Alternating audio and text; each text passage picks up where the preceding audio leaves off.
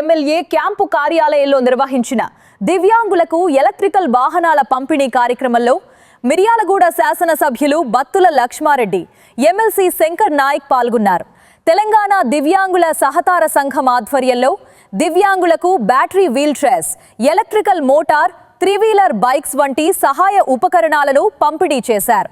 అనంతరం ఎమ్మెల్యే బత్తుల లక్ష్మారెడ్డి ఆధ్వర్యంలో లబ్ధిదారులకు హెల్మెట్లు కూడా అందజేశారు.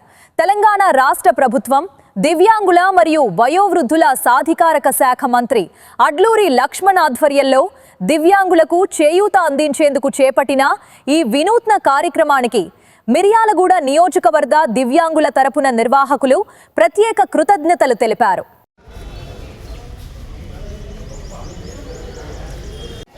సార్ మంచి నిలబడిన ఇది చూడండి సార్.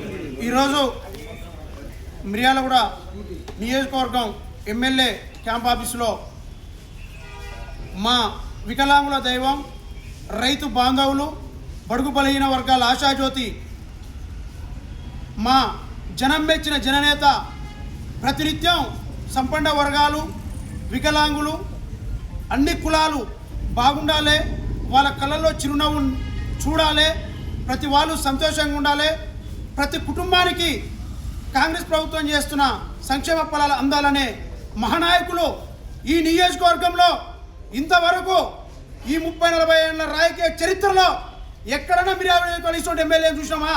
ఒక దమ్ము చప్పట్లతోటి సార్కు ధన్యవాదాలు చేయండి.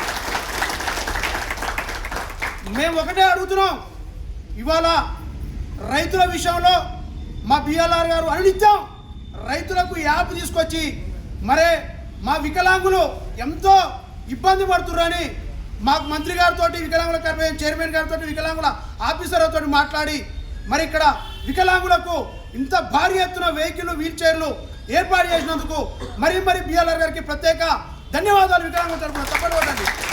ఒక దమ్ము మిర్యాలగూడ నియోజక ప్రజలారా ఆలోచించండి. ఇటువంటి మహానాయకుడిని మనం 15-20 ఏళ్ళు గుండెలో పెట్టుకుంటే మన మిర్యాలగూడ నియోజకవర్గం చాలా డెవలప్ అయింది. మన సంపన్న వర్గాలు, ఎంతోమంది పేదవారు బాగుపడతారు. కానీ కొన్ని దుష్టశక్తులు మీ లెక్క బిఎల్ఆర్ కోట్లు సంపాడు, కమిషన్ తీసుకోరు. దట్ ఈస్ ఛాలెంజ్ చూస్తున్నా.